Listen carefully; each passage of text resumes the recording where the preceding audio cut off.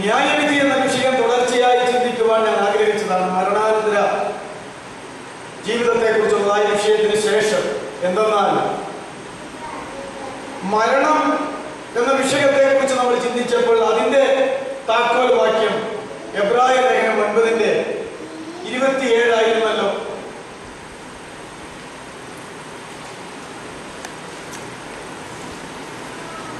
ഒരിക്കൽ മരണവും പിന്നെ ന്യായവിധിയും ദൈവം മനുഷ്യർക്ക് നിയമിച്ചിരിക്കുകയാൽ പിന്നെ ഒരുപിടി കാര്യങ്ങൾ പറയുകയാണ്. അതവിടെ നിർത്തിയിട്ട് ഒരു ഫുൾ സ്റ്റോപ്പ് ഇട്ടാൽ മനുഷ്യർക്ക് ദൈവം ഒരിക്കൽ മരണം ക്രമീകരിച്ചിരിക്കുന്നു, മറ്റൊരിക്കൽ ന്യായവിധിയും ക്രമീകരിച്ചിരിക്കുന്നു. അതുകൊണ്ട് നമ്മൾ മരണത്തെ കുറിച്ച് ചിന്തിച്ചു കഴിഞ്ഞപ്പോൾ പിന്നെ തൊട്ട് ചേർന്ന് വരുന്ന വിഷയമാണ് ന്യായവിധി എന്നുള്ളത്. ഒരിക്കൽ മരണവും പിന്നെ ന്യായവിധിയും ദൈവം മനുഷ്യർക്ക് നിയമിച്ചിരിക്കുന്നു.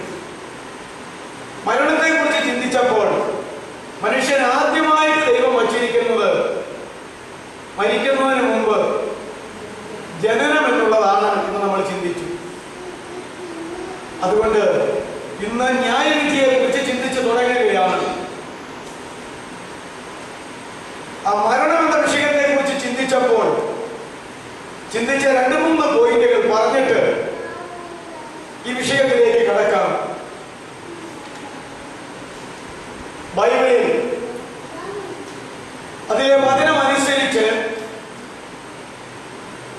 ക്രിസ്ത്യാനികൾ എന്ന പേർ കൊള്ളപ്പെട്ട ഭൂരിപക്ഷം ആളുകളും ദൈവം ത്രിയേകനാണ് എന്ന് വിശ്വസിക്കുന്നു. ഞാൻ ഈ കഴിഞ്ഞ ദിവസം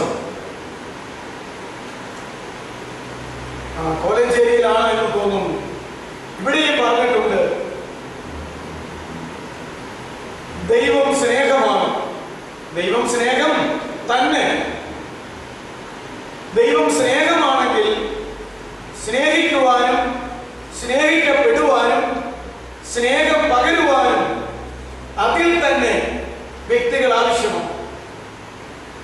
അതുകൊണ്ട് ദൈവം സ്നേഹമാണ് എന്ന് സ്ഥാപിക്കണമെങ്കിൽ ദൈവത്വത്തിൽ ഒന്നിലധികം വ്യക്തികൾ വേണം എന്ന് സ്ഥാപിക്കേണ്ടതായിട്ട് വരും. ദൈവം ത്രിയേകനാണ്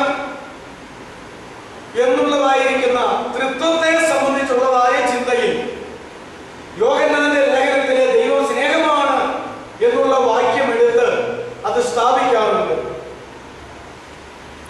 അതുകൊണ്ട് ദൈവം സ്നേഹമാണ്. അപ്പോൾ തന്നെ ഞാൻ പറഞ്ഞ പോലെ സ്നേഹിക്കുവാനും സ്നേഹിക്കപ്പെടുവാനും സ്നേഹം പകരുവാനും അതിൽ തന്നെ ആളത്വങ്ങൾ ആവശ്യമാണ്. അതുകൊണ്ട് ദൈവം ത്രിയേകനാണ്.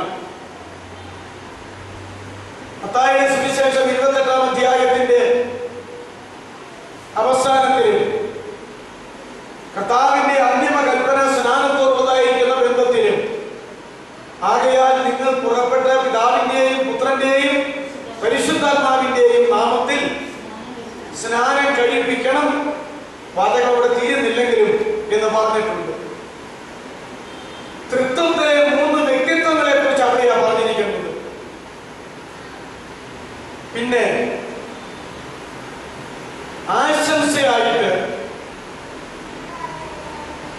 പിതാവായ ദൈവത്തിന്റെ സ്നേഹവും യേശുക്രിസ്തുവിന്റെ കൃപയും പരിശുദ്ധാത്മാവിന്റെ സംബന്ധവും നിങ്ങൾക്ക് ഉണ്ടായിരിക്കട്ടെ എന്ന്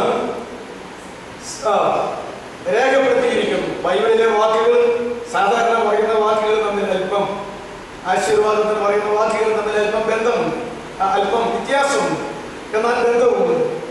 അതുകൊണ്ട് അങ്ങനെ 2 വേദഭാഗങ്ങളിലായിട്ട് കർത്താവായ യേശുക്രിസ്തുവിന്റെ കൃപയും പിതാവായ ദൈവത്തിന്റെ സ്നേഹവും ആത്മാവിന്റെ കൂട്ടായ്മയും ഒക്കെ നിങ്ങൾക്ക് ഉണ്ടായിരിക്കട്ടെ എന്ന് അങ്ങനെ 2 വേദഭാഗങ്ങളിൽ ത്രിത്വത്തെ കുറിച്ച് പറയുന്നുണ്ട്. 3 വ്യക്തിത്വങ്ങളെ കുറിച്ച് പിതാവ്, പുത്രൻ, പരിശുദ്ധാത്മാവെന്ന്. പിന്നെ ആ 3 പേരുടെയും ദൈവികമായിട്ടുള്ള കാര്യാദികളെ കുറിച്ച് വേറെ പറയുന്നുണ്ട്. അതുകൊണ്ട് പറഞ്ഞു വന്നത് ദൈവം ത്രിയേകനാണ്. അതുപോലെ എല്ലാം സൃഷ്ടിച്ച ദൈവം സൃഷ്ടിയുടെ മകുടമായി മനുഷ്യനെ സൃഷ്ടിച്ചപ്പോഴും മനുഷ്യനെ ത്രിയേകനായിട്ട് സൃഷ്ടിച്ചു. ഉൽപ്പത്തി 2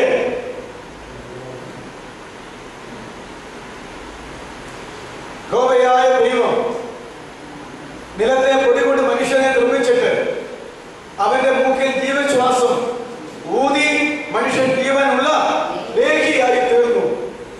ഉൽപ്പത്തിയിലും സക്കറിയ 12 1-2 വേദഭാഗത്ത് മനുഷ്യന്റെ ആത്മാവിനെ അവന്റെ ഉള്ളത്തിൽ നിർമ്മിച്ച ദൈവമെന്നും തെസ്സലോനിക്ക ലേഖനം 5:23 നിങ്ങളുടെ ദേഹം ദേഹി ആത്മാവ് കർത്താവിന്റെ നാളുകളിൽ സമ്പൂർണമായി ശുദ്ധീകരിക്കപ്പെട്ടിരിക്കട്ടെ എന്നും ഇങ്ങനെ 3 വേദഭാഗങ്ങളിലായി മനുഷ്യൻ ജീവനുള്ള ദേഹി, പിന്നെ അവൻ ആത്മാവുണ്ട്, അവസാനം ദേഹം ദേഹി ആത്മാവെന്ന ത്രിവിധ ഘടകങ്ങളുണ്ട് എന്നിങ്ങനെ രേഖപ്പെടുത്തിയിരിക്കുന്നു. അതുകൊണ്ട് മനുഷ്യനും ത്രിയേകനാണ്. അതുകൊണ്ട് ത്രിയേകനായ ദൈവം മനുഷ്യനെ ത്രിയേകനായി സൃഷ്ടിച്ചപ്പോൾ ഒരു മനുഷ്യൻ, ഓരോ മനുഷ്യന്റെയും ജീവിതത്തിൽ ത്രിവിധ ഘടകങ്ങൾ വേണമെന്ന് ദൈവം നിശ്ചയിച്ചു. അതാ ഞാൻ പറഞ്ഞു വരുന്നത്, ഞാൻ അന്ന് പറഞ്ഞതാണ്. ആ ത്രിവിധ ഘടകങ്ങളാണ്: 1 മനുഷ്യന്റെ ജനനം, 2 മനുഷ്യന്റെ മരണം, 3 മനുഷ്യന്റെ ന്യായവിധി. 1 മനുഷ്യന്റെ ജനനം, 2 മനുഷ്യന്റെ മരണം, 3 മനുഷ്യന്റെ ന്യായവിധി. മനുഷ്യന്റെ ജനനത്തെ കുറിച്ച് അപ്പോസ്തല പ്രവൃത്തിയിൽ പറഞ്ഞിട്ടുണ്ട്.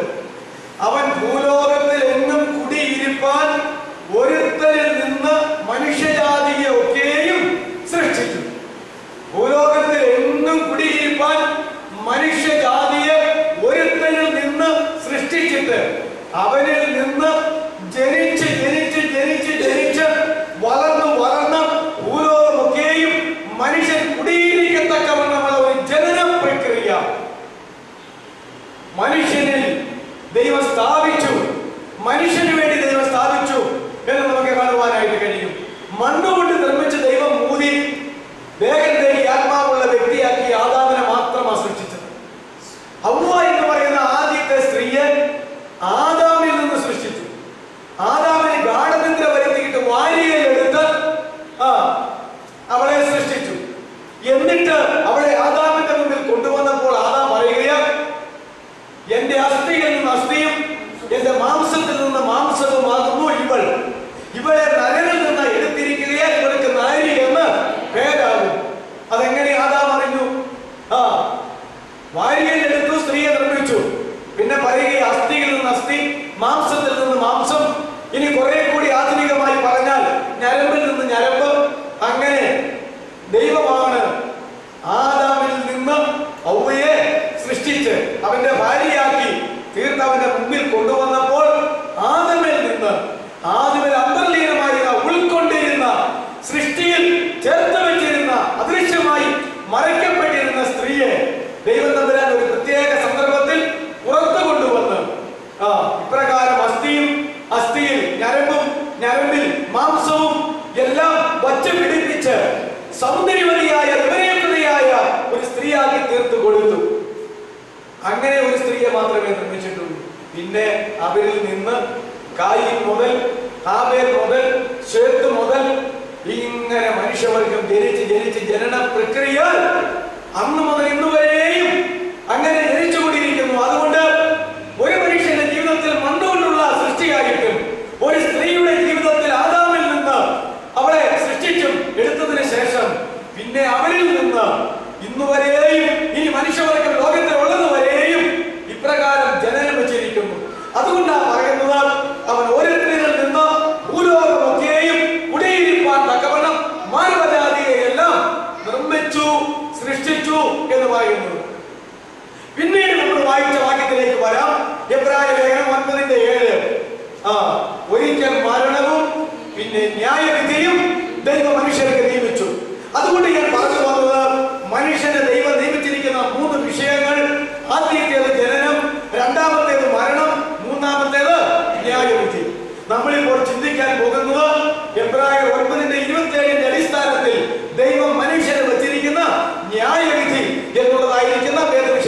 കുറിച്ചാണ്.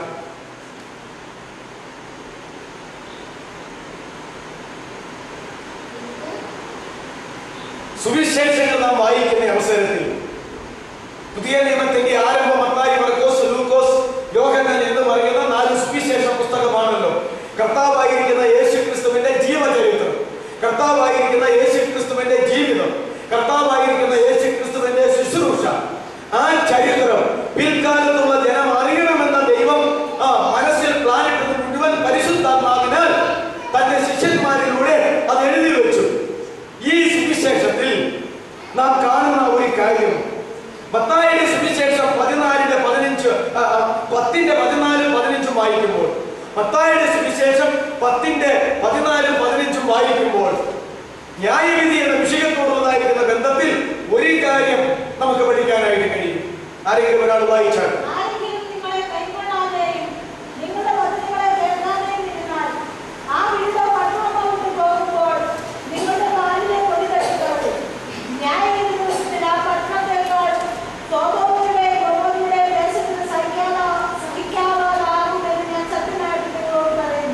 പന്തിരി വരെ തിരഞ്ഞെടുത്ത് ദൗത്യ നിർവഹണം കൊടുത്ത് അത് നിർവഹിക്കാനായിട്ട് പരിശുദ്ധാത്മാവിന്റെ ശക്തിയും അധികാരവും കൊടുത്ത് ദൈവരാജ്യം ഉദ്ഘോഷിച്ചോ, പോകുന്ന വഴിയിൽ മരിച്ചവരെ ഉയർപ്പിച്ചോ, കുഷ്ഠരോഗികളെ ശുദ്ധരാക്കിക്കോ, രോഗികളെ സുഖപ്പെടുത്തിക്കൊള്ളുക എന്നിങ്ങനെയൊക്കെ പറഞ്ഞ് എല്ലാ കൃപാവര ശുശ്രൂഷകളും അധികാരങ്ങളും കൊടുത്തു വിടുന്നതിനോടുള്ളതായിരിക്കുന്ന ബന്ധത്തിൽ അതിന്റെ അവസാനം പറയുന്ന ഒരു കാര്യമാണ്, ഏതെങ്കിലും വ്യക്തിയോ ഏതെങ്കിലും വീടോ ഏതെങ്കിലും പട്ടണമോ നിങ്ങളുടെ വാക്ക് കേൾക്കാതിരുന്നാൽ, നിങ്ങൾ അവിടെ വിട്ട് കടന്നു പോകുമ്പോൾ നിങ്ങളുടെ കാലിലെ പൊടി അവിടെ തട്ടിയിട്ട് കുടഞ്ഞിട്ടിട്ട് തൂത്തിട്ടിട്ട് പോയിക്കൊള്ളുക. എന്നാൽ പിന്നെ എന്താ പറയുന്നത്? അങ്ങനല്ലേ പറയുന്നത്? അത് ഒന്നുകൂടെ വായിച്ചേ. ആരെങ്കിലും നിങ്ങളെ കൈക്കൊള്ളാതിരുന്നാൽ, വചനങ്ങളെ കേൾക്കാതിരുന്നാൽ, ആ വീടോ പട്ടണമോ വിട്ടുപോകുമ്പോൾ നിങ്ങളുടെ കാലിലെ പൊടി തട്ടിക്കളഞ്ഞിട്ട് പോകുകയും. ഇതെന്തൊരു വർത്തമാനമായ യേശു പറഞ്ഞത്? ഇതെന്തൊരു കൽപ്പനയായ യേശു അവർക്ക് കൊടുത്തത്? ഈ കാലിന് മാത്രം വശ വെച്ചുകൊണ്ട് വല്ലതും പോയിട്ടുണ്ടോ? പൊടി വല്ലതും എടുക്കാൻ? എങ്ങനെയാണെങ്കിലും ഭൂമിയിൽ കൂടെ നടക്കുന്ന മനുഷ്യന്റെ കാലിൽ മണ്ണും പൊടിയും ഉണ്ടാകും, മണൽത്തരികളും ഒക്കെ ഉണ്ടാകും. അത് തട്ടിയിട്ടിട്ട് പൊക്കോ, അത് കുടഞ്ഞിട്ടിട്ട് തൂത്തിട്ടിട്ട് പൊക്കോ എന്നാ പറഞ്ഞത്. അതുവരെ നിങ്ങളെ സ്വീകരിച്ചില്ലല്ലോ, നിങ്ങളുടെ വചനം കൈക്കൊണ്ടില്ലല്ലോ, നിങ്ങളെ അംഗീകരിച്ചില്ലല്ലോ. അതുകൊണ്ട് ഈ ദേശത്ത് നിന്ന്, ഈ വീട്ടിൽ നിന്ന്, ഈ പട്ടണത്തിൽ നിന്ന്, ഈ സ്ഥലത്ത് നിന്ന് നിങ്ങളുടെ കാലിൽ പറ്റിയ മണ്ണിന്റെ പൊടിയും കൂടെ അവിടെ കുത്തിട്ടിട്ട് നിങ്ങൾ പൊക്കൂ. അതുകൊണ്ട് നിങ്ങൾ അങ്ങ് പോകണ്ട, അതുങ്ങൾ ഇവിടെ ഇട്ടേച്ച് പൊക്കൂ എന്നാ പറഞ്ഞു. എന്നിട്ട് ബാക്കി എന്താ പറഞ്ഞത്? ന്യായവിധിയുടെ ഒരു ദിവസത്തിൽ ഇങ്ങനെ നിങ്ങളെ സ്വീകരിക്കാതിരുന്ന പൊടി തട്ടിയിട്ട ആ പട്ടണത്തെക്കാൾ സോദോമിന്റെയും ഗോമോരയുടെയും ദേശത്തിന് സഹിക്കാവുന്നതാകും. എന്താ പറഞ്ഞിരിക്കുന്നത്?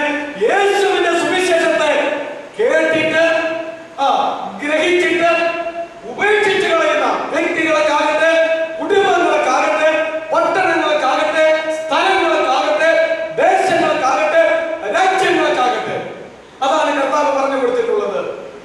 ന്യായവിധിയുടെ നാളിൽ സഹിക്കാൻ മേലാത്ത വണ്ണമുള്ള ദണ്ഡനങ്ങളും ശിക്ഷകളും ഉണ്ടാകും. ഏതിനേക്കാളും ഉപരിയായി അതും സോദോം ഗൊമോറയ്ക്ക് സംഭവിച്ചതുകൂടെ താരതമ്യം ചെയ്ത് നോക്കുമ്പോൾ നിങ്ങളെക്കാൾ വളരെ ഭേദമാണ് സോദോം ഗൊമോറയ്ക്ക് സഹിക്കാവുന്നത്. അപ്പോ സോദോം ഗൊമോറയുടെ മേൽ ദൈവം നടത്തിയ ന്യായവിധിയേക്കാൾ ഭയങ്കരമായ ന്യായവിധിയാണ് ഈ കൃപയുടെ കാലത്ത്, ഈ സഭയുടെ യുഗത്തിൽ, ഈ കൃപായുഗത്തിൽ ദൈവത്തിന്റെ കൃപയുടെ സുവിശേഷം തട്ടിക്കളയുന്ന, അവഗണിച്ചു കളയുന്ന വ്യക്തികൾക്കും കുടുംബത്തിനും ദേശത്തിനും പട്ടണത്തിനും ഉണ്ടാകുക എന്നുള്ളത് നമ്മുടെ കർത്താവായിരിക്കുന്ന യേശു കൽപ്പിച്ചിട്ടുണ്ട്. ഇതിന്റെ ഒരു എന്താ പറയുന്നത്, ഒരു വൈരുദ്ധ്യം, ഒരു വിചിത്രമായ സ്വഭാവം നമ്മൾ മനസ്സിലാക്കേണ്ടതാ.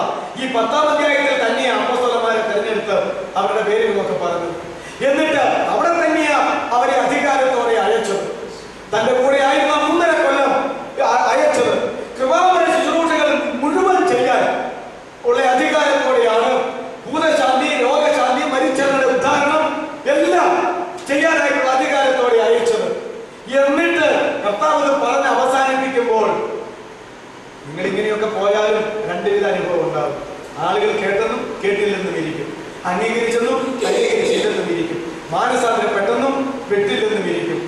അതുകൊണ്ട് ആ മാനസാന്തരപ്പെടാതിരിക്കുന്നവരുടെ അവിടുത്തെ ഇങ്ങനെ ചെയ്തേച്ച് പൊക്കോണം എന്നാ പറഞ്ഞത്.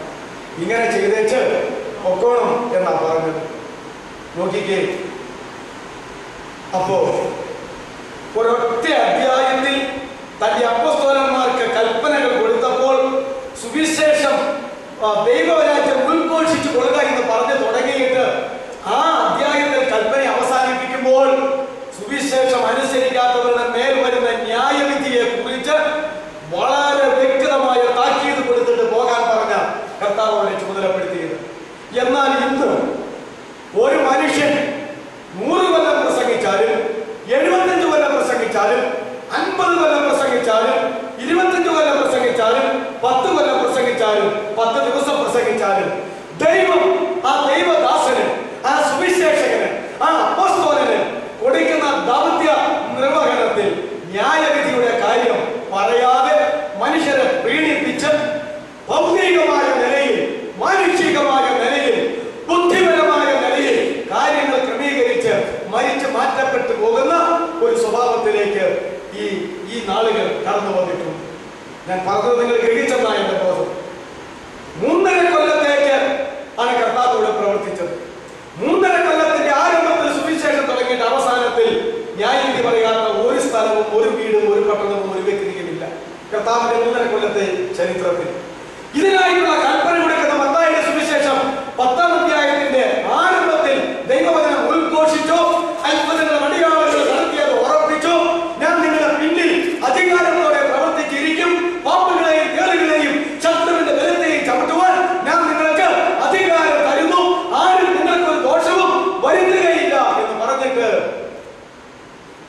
സുവിശേഷത്തെ അവഗണിക്കുന്നവരുടെ മുമ്പിൽ കാലിലെ പൊടി തട്ടിയിട്ട് പോക്കോ, പിന്നെ ന്യായവിധിയിൽ ഞാൻ കണ്ടോളാം. ഒരു കാര്യം നിങ്ങൾ പോലും മനസ്സിലാക്കിക്കൊള്ളട്ടെ, അവർക്ക് വരാൻ പോകുന്ന ന്യായവിധിയേക്കാൾ വളരെ ലളിതമായിരുന്നു സോദോം ഗൊമോറയ്ക്ക് സംഭവിച്ചത്. എന്റെ പ്രിയ സഹോദരങ്ങളെ, സോദോം ഗൊമോറയ്ക്ക് എന്താ സംഭവിച്ചത്? സോദോം ശാസ്ത്രീയമായിട്ടും അന്നത്തെ രീതി അനുസരിച്ച് പഴയ നിയമകാലത്ത് ആ കാലഘട്ടത്തിൽ ശാസ്ത്രീയമായിട്ടും സാമ്പത്തികമായിട്ടും അതുപോലെ പരിഷ്കാരപരമായിട്ടും സംസ്കാരപരമായിട്ടും എല്ലാം പുരോഗമിച്ച ഒരു സ്ഥലമായിരുന്നു സോദോം ഗൊമോറ.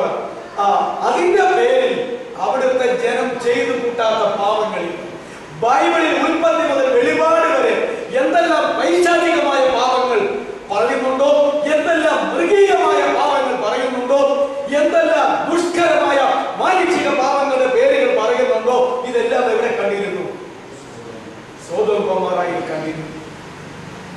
അതുകൊണ്ടാ ആ സോദോം ഗൊമോറയുടെ നിലവിളി കേട്ടിട്ട് അവരെങ്ങനെ ഇരിക്കുന്നെന്ന് അറിയാനായിട്ട് യഹോവയായ ദൈവവും 2 മാലാഖമാരും കൂടി 3 പേര് മനുഷ്യരുടെ രൂപത്തില് അബ്രാഹാമിന്റെ മെമ്രയുടെ കോപ്പിൽ വെച്ച് വഴിയെ കടന്നു പോകുകയും അബ്രാഹാമിന്റെ സ്വഭാവം അനുസരിച്ച് 3 അപരിചിതരായ ആളുകളാണല്ലോ എന്ന് വിചാരിച്ച് ചെന്ന് തൊഴുത് അവരെ കയ്യെ പിടിച്ചു കൊണ്ടുവന്ന് ഇരുന്നൊക്കെ ഉണ്ടാക്കി കൊടുത്തതും കാളക്കുട്ടിയെ അറുത്തതും 3 അടങ്ങി മാവെടുത്ത് കുഴച്ച് അപ്പം ഉണ്ടാക്കി കൊടുത്തതും കൈകാലുകൾ കഴുകിയതുമായ കാര്യങ്ങളൊക്കെ അവിടെ പറയുന്നുണ്ട്.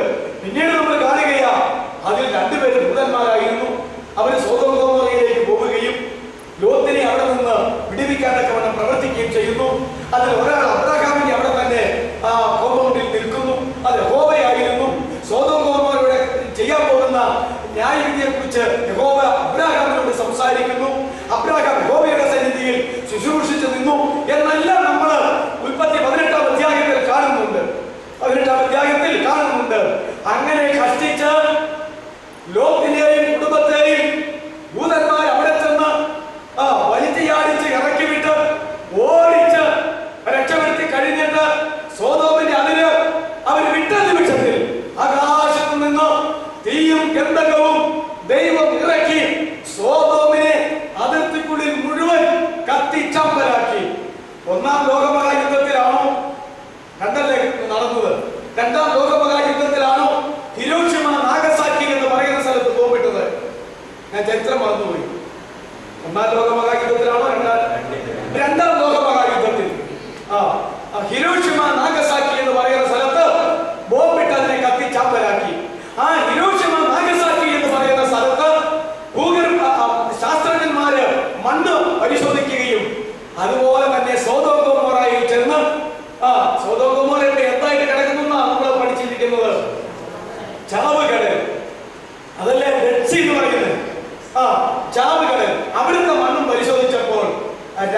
ഒരുപോലെ ഇരിക്കും.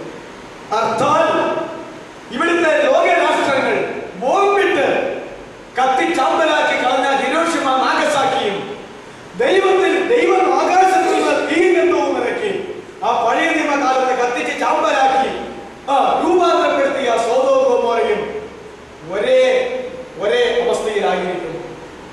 മനുഷ്യന് ബോംബുണ്ടാക്കുന്നതിന് പഴയ തമ്പുരാന്റെ കയ്യിൽ എന്തോ ഒരു ബോംബുണ്ടായിരുന്നു. ഒന്ന് കൽപ്പിച്ചേ ഉള്ളൂ, സോദോം ഗൊമോറ നശിക്കട്ടെ, ആകാശത്ത് നിന്ന് തീയും ഗന്ധവും കൊണ്ട് പരീക്ഷിച്ചെന്നാണ് പറയുന്നത്.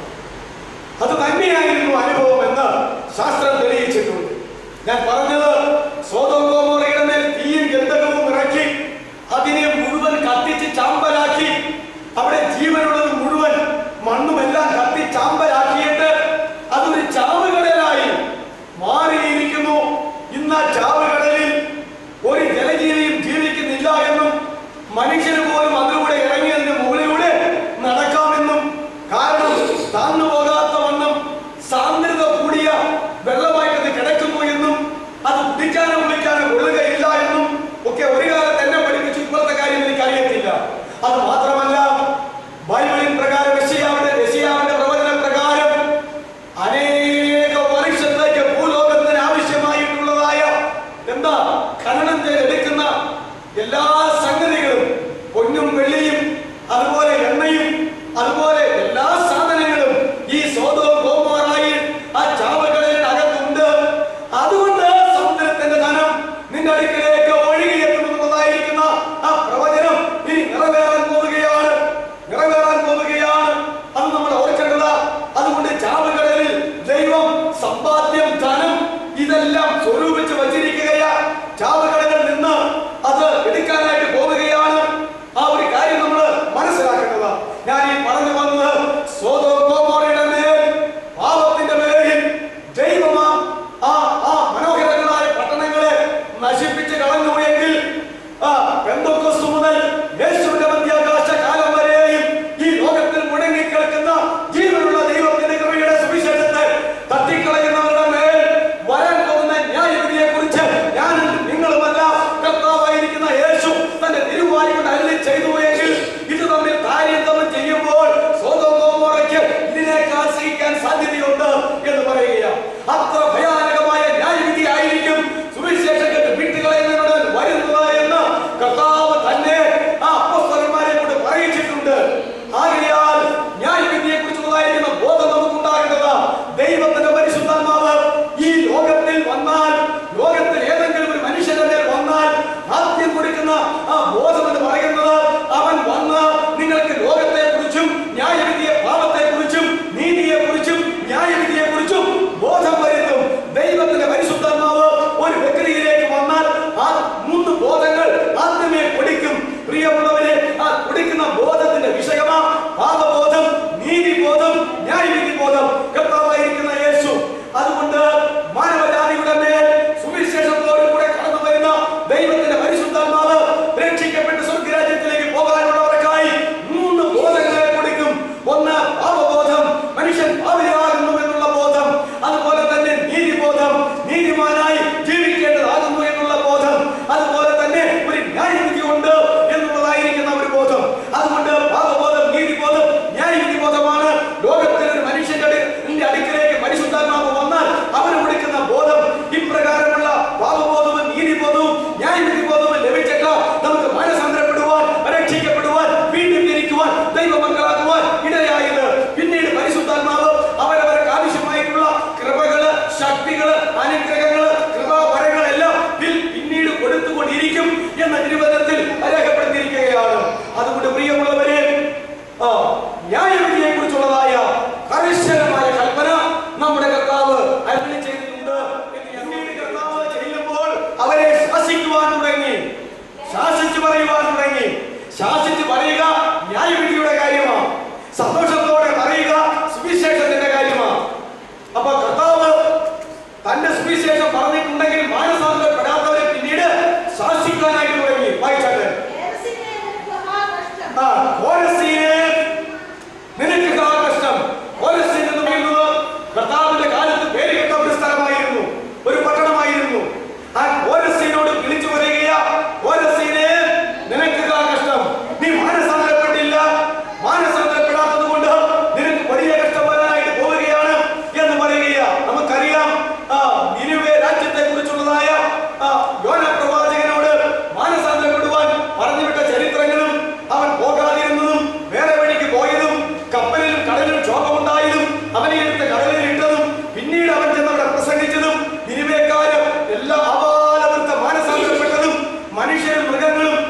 എല്ലാം ഒരുപോലെ 3 ദിവസത്തേക്ക് തിന്നാതെയും കുടിക്കാതെയും ദൈവത്തോട് നിലവിളിച്ചതും ദൈവം അവരോട് ക്ഷമിച്ചതും എല്ലാമുള്ള ചരിത്രം നമുക്കറിയാം.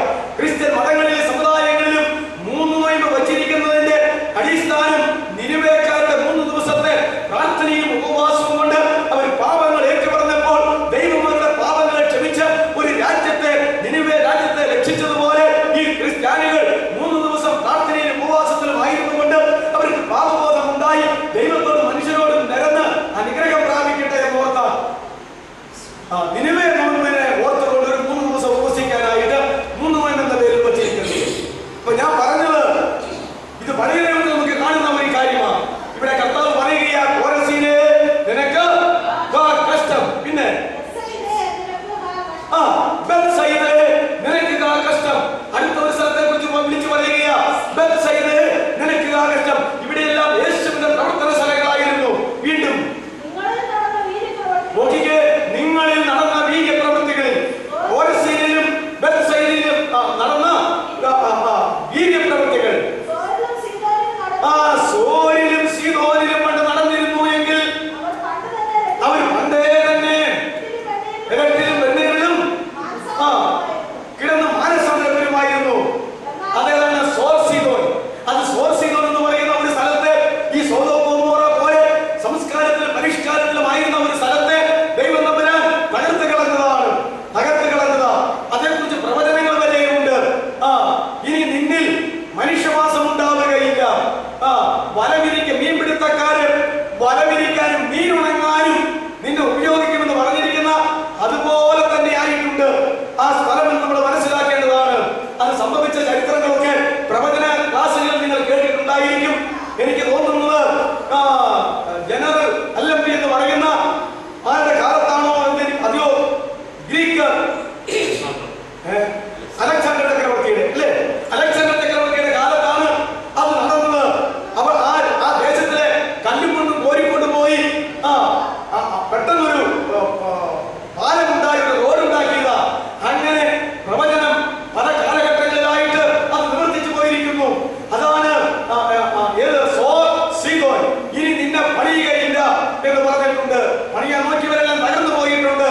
ഇന്നും ലോകത്തിൽ ആ സോർ സീദോൻ പണിയപ്പെടാതെ അതുപോലെ തന്നെ കിടക്കുകയാ പ്രവചനം നിവർത്തിക്കൊണ്ട്.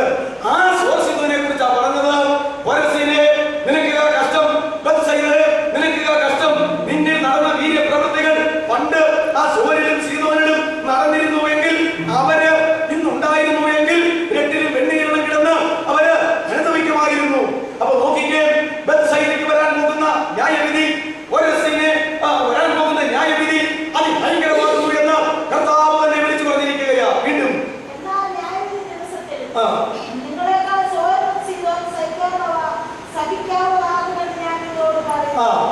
ന്യായവിധിയുടെ ദിവസം ഇനി അവർക്ക് സഹിക്കാവുന്നതാകും, പക്ഷെ നിങ്ങൾക്ക് സഹിക്കാവുന്നതാകാൻ സാധ്യതയില്ല എന്നായി പറയുന്നത്. വീണ്ടും നോക്കിയേ, കഫർനഹൂം കർത്താവിന്റെ ജീവിതത്തിൽ മുഴുവൻ, പ്രവർത്തനത്തിൽ മുഴുവൻ ഒരു വലിയ കഫർനഹൂമിലെ വീട്ടിൽ യേശു ഉണ്ടെന്ന് ശ്രുതിയായി. കഫർനഹൂമിലെ പള്ളിയിൽ അവൻ ശുശ്രൂഷിച്ചുകൊണ്ട് നിൽക്കുന്ന കാര്യങ്ങളെല്ലാം നമ്മൾ സുവിശേഷത്തിൽ കാണുന്നുണ്ട്.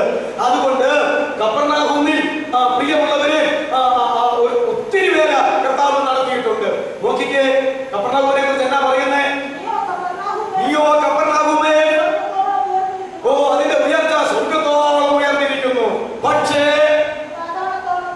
പാതാളത്തോളം താഴ്ന്നു പോകും. നീ ഉയരാവുന്നതിന്റെ പരമാവധി ഉയർന്നിരിക്കുകയാ, പക്ഷേ ന്യായവിധി വരാൻ പോവുകയാ, നീ താഴാവുന്നതിന്റെ പരമാവധി താഴും.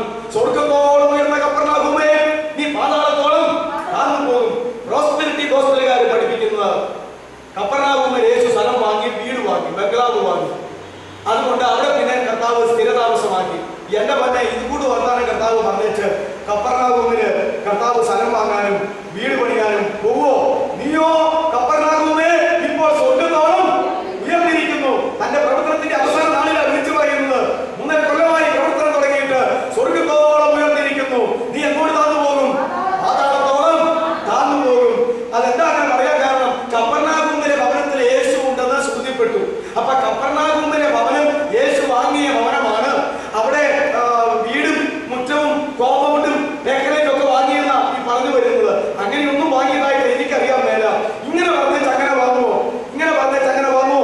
നീയോ സ്വർഗ്ഗത്തോളം ഉയർന്ന കഫർനഹൂമേ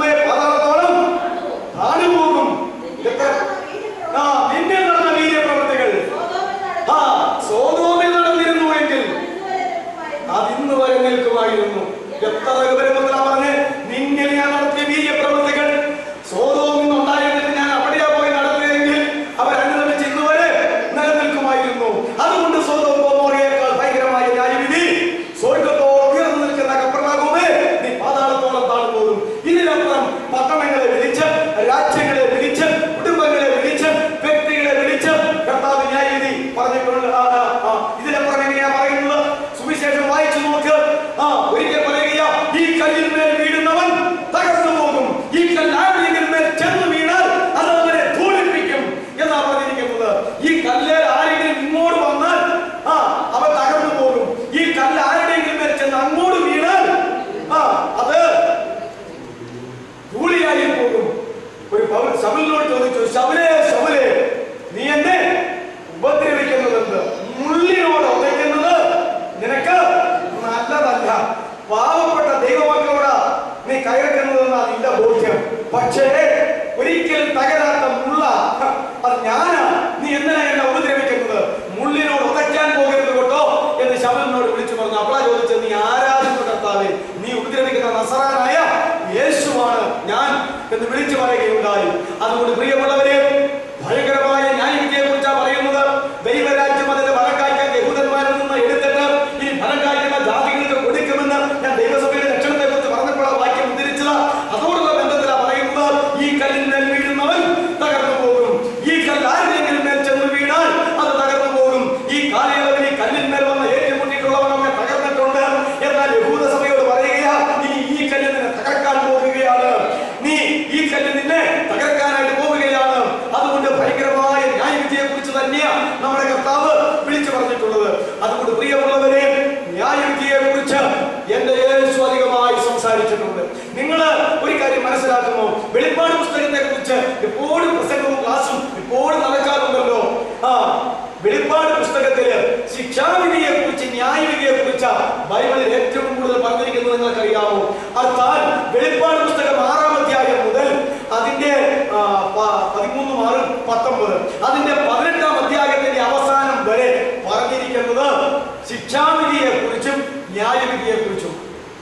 13 അധ്യായങ്ങൾ, 22 അധ്യായമുള്ള വെളിപ്പാട് പുസ്തകത്തിൽ അതിന്റെ 6-ാമത്തെ അധ്യായം മുതൽ അതിന്റെ 18-ാമത്തെ അധ്യായം വരെ എണ്ണി നോക്ക്. 13 അധ്യായങ്ങൾ ഈ അന്ത്യകാലത്ത് സംഭവിക്കാൻ പോകുന്ന ദൈവനിഷേധികളായ, മാനസാന്തരപ്പെടാത്തവരായ, അന്ത്യ ക്രൈസ്തവ ജനമെന്ന് പറയുന്നതായ ഈ ലോകത്തിന് സംഭവിക്കാൻ പോകുന്നതായ ശിക്ഷകളും ന്യായവിധികളും ശിക്ഷാവിധികളെ കുറിച്ചുമാണ് പറഞ്ഞിരിക്കുന്നത്. 13 അധ്യായം കേട്ടോ, ചില്ലറ കാര്യമല്ല. കർത്താവിന്റെ സുവിശേഷത്തിൽ അവൻ 2 ഇടകലർത്തി പറഞ്ഞിട്ടുണ്ട്. ഇതേ ന്യായവിധിയെ കുറിച്ച് ഏകലത്തിൽ ഇടകലർത്തി പറഞ്ഞിട്ടുണ്ട്. നമ്മുടെ കർത്താവ് സ്നേഹവാനാണ്, നമ്മുടെ കർത്താവ് കരുണയുള്ളവനാണ്, നമ്മുടെ കർത്താവ് കൃപയുള്ളവനാണ്, നമ്മുടെ കർത്താവ് മനസ്സറിയുന്നവനാണ്, അവൻ ആത്മീയതയുള്ളവനാണ്. അതൊക്കെ അങ്ങനെ തന്നെയാ. എന്നാൽ ഇനി അതിന്റെ പുറകെ നമുക്ക് പറയാമല്ലോ, നമ്മുടെ കർത്താവ് ന്യായാധിപനാണ്, നമ്മുടെ കർത്താവ് ദഹിപ്പിക്കുന്ന അഗ്നിയാണ്, നമ്മുടെ കർത്താവ് പ്രതികാരം ചെയ്യുന്നവനാണ്. അവൻ എല്ലാവരെയും ന്യായം വിധിച്ച് അവരുടെ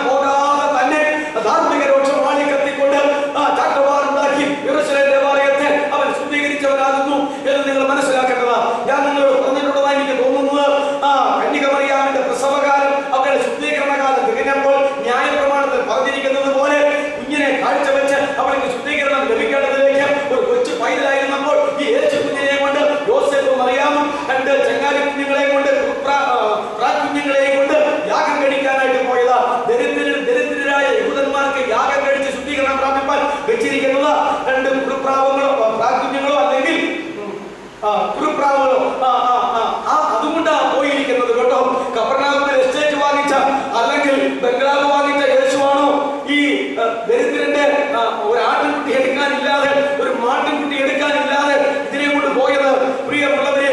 ആകയാൽ അങ്ങനെ കൊണ്ടുപോയി യേശു കുഞ്ഞിനെ കാഴ്ചവെച്ച് അപ്പോഴാ വൃദ്ധനായ ശീമോനും അന്നായും ഒക്കെ കടന്നു വന്ന് നമ്മളെ ഒരിക്കൽ ചിന്തിച്ചല്ലോ ഒരുക്കിയിരുന്ന രക്ഷ. അതെ, അങ്ങനെ ആ സംഭവം അവിടെ നടക്കുന്നു. ഞാൻ പറഞ്ഞു പോകുന്നത് അന്ന് തന്നെ കാഴ്ചവെക്കാനും അതെ ന്യായപ്രമാണത്തിൽ ചട്ടപ്രകാരം ചെയ്യുവാനും ആ ദേവാലയം കൊള്ളാമായിരുന്നു കേട്ടോ, കൊള്ളാമായിരുന്നു. പിന്നെ യേശു തിരിച്ചു പോന്നിട്ട് ഒരു 12-ാമത്തെ വയസ്സിൽ പെസഹ പെരുന്നാളിന് മാതാപിതാക്കന്മാരോട് കൂടെ ഈ യെരൂശലേം പള്ളിയിലേക്ക് പോയി.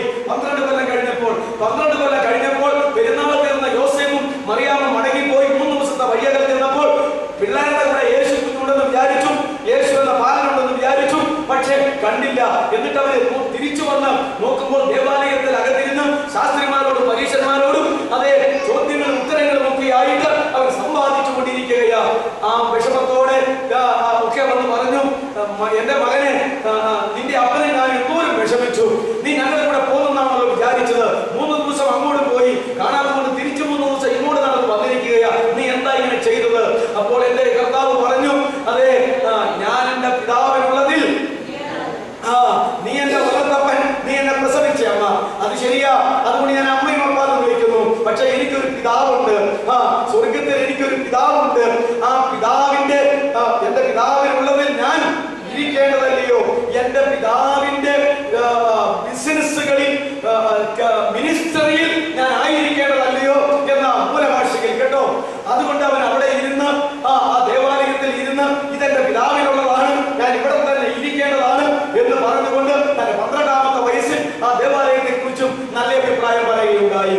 എന്നാൽ 12 വയസ്സ് കഴിഞ്ഞ് 30-ാമത്തെ വയസ്സിൽ അപ്പൊ നോക്കിക്കേ, 10-90 അകത്താണല്ലോ ശുദ്ധീകരണ നാളുകൾ വരുന്നത്. അന്ന് ദേവാലയം കൊള്ളായിരുന്നു. 12-ാമത്തെ വയസ്സിൽ യെരൂശലേം ദേവാലയം കുറെയൊക്കെ കൊള്ളായിരുന്നു. പിന്നീട് താൻ ആ ദേവാലയത്തിലേക്ക് പോയത് യോഹന്നാന്റെ സുവിശേഷം 2-ാം അധ്യായം വായിക്കുമ്പോൾ അവിടെ കാനാവിലെ കല്യാണത്തിന് വെള്ളത്തെ വീഞ്ഞാക്കി അത്ഭുതം പ്രവർത്തിച്ചിട്ട് താൻ യെരൂശലേം ദേവാലയത്തിലേക്ക് പോയി.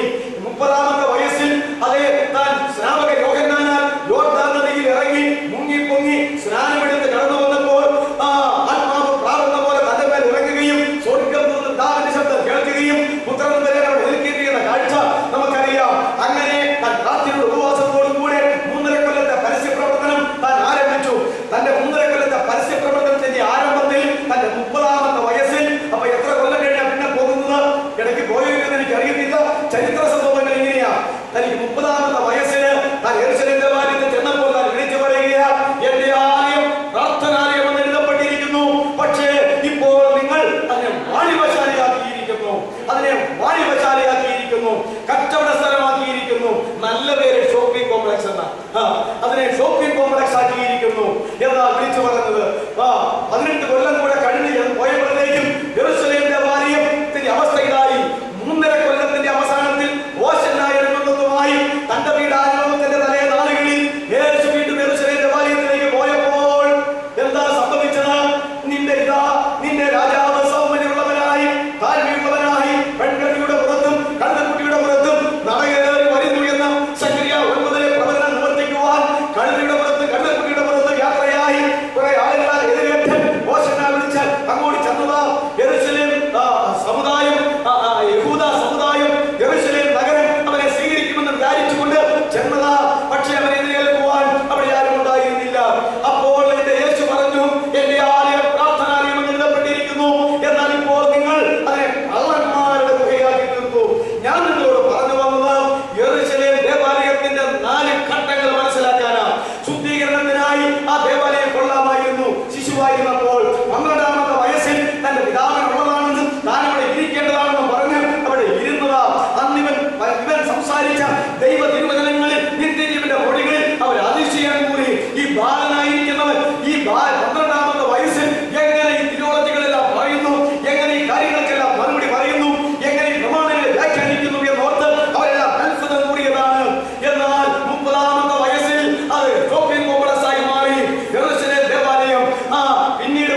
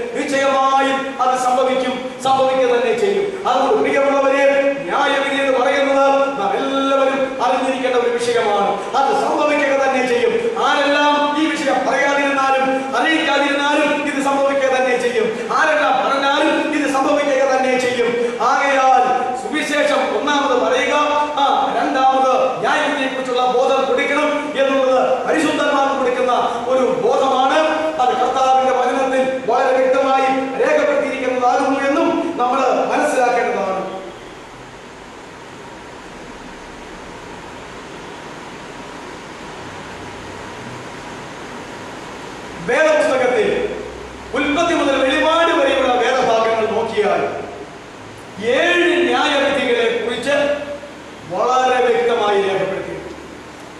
ബൈബിളിൽ 6 അല്ല 7, 8 ഇല്ല, കറക്റ്റാണ്. 7 ന്യായവിധികളാണ് ബൈബിളിൽ പറഞ്ഞിട്ടുള്ളത്.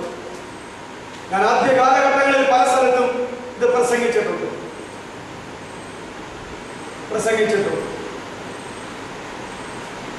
ഒന്നാമത്തെ ന്യായവിധി പാപത്തിന്റെ മേലുള്ള ന്യായവിധിയാണ്.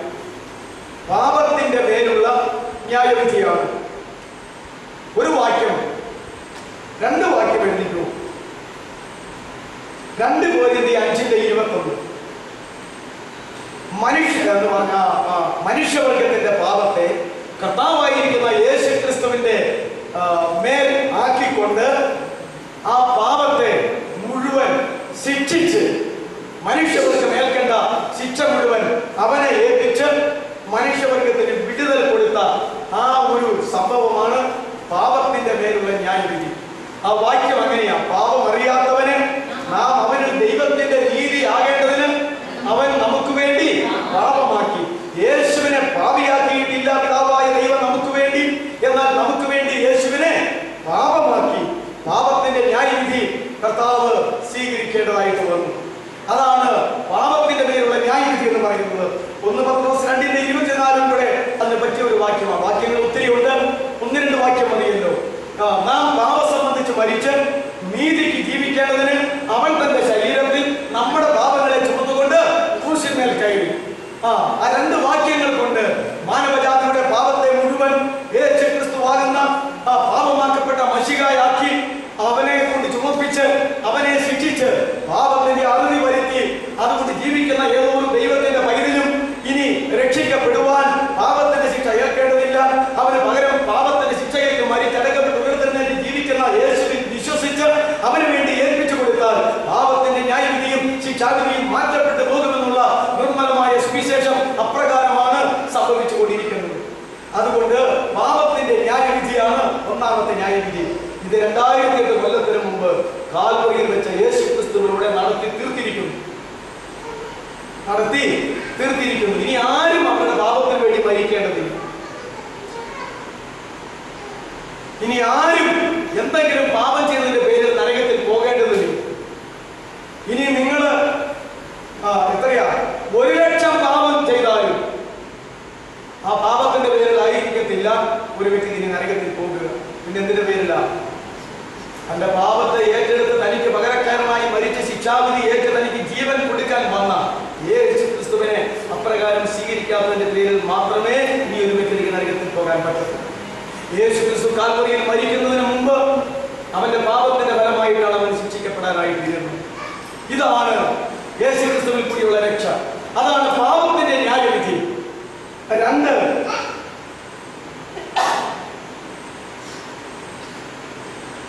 ക്രിസ്തുവിലായിരിക്കുന്ന വിശ്വാസികൾ തന്നെത്താൻ വിധിക്കുന്ന ഒരു വിധിയുണ്ട്. വിശ്വാസികൾ തന്നെത്താൻ വിധിക്കുന്ന ഒരു വിധി, അതാ 2ാമത്തെ ന്യായവിധി. അത് എപ്പോഴാണെന്ന് നമുക്കറിയാം. 1 Corinthians 13:31-32 വാക്യം. മാനസാന്തരപ്പെട്ട് ജീവിക്കുന്ന കാലഘട്ടത്തിൽ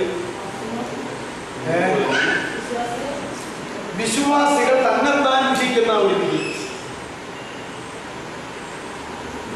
1 Corinthians 11:31-32 വാക്യങ്ങൾ. അപ്പം മുറിക്കൽ ശുശ്രൂഷ നടത്തി അനുഭവിക്കുമ്പോൾ, കർത്തൃമേശ നടത്തി അനുഭവിക്കുമ്പോൾ, സാമുദായിക ഭാഷയിൽ കുർബാന അനുഭവിക്കുമ്പോൾ ഓരോ വിശ്വാസിയും എന്ത് ചെയ്യേണ്ടതാണ്?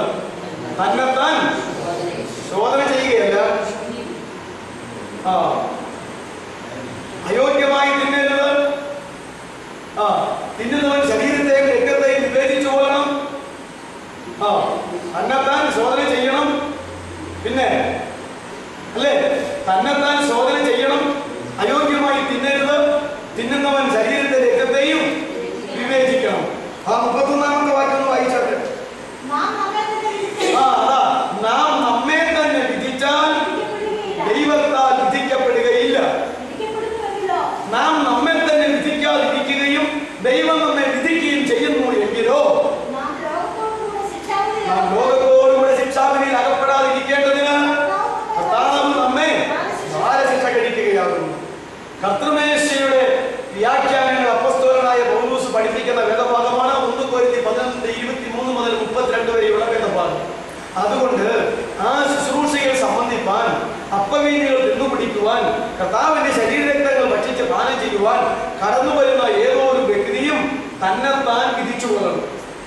തന്നെത്താൻ വിധിച്ചു കൊള്ളണം.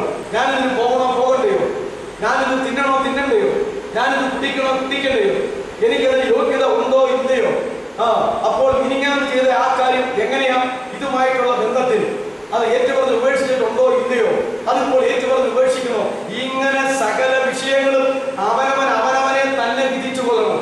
അങ്ങനെ വിധിച്ച് കുറ്റമില്ലാത്ത ഒരു ഹൃദയവും മനസാക്ഷിയും ഉണ്ടായിക്കൊള്ളണം. അങ്ങനെ ചെയ്താൽ കുഴപ്പമില്ല.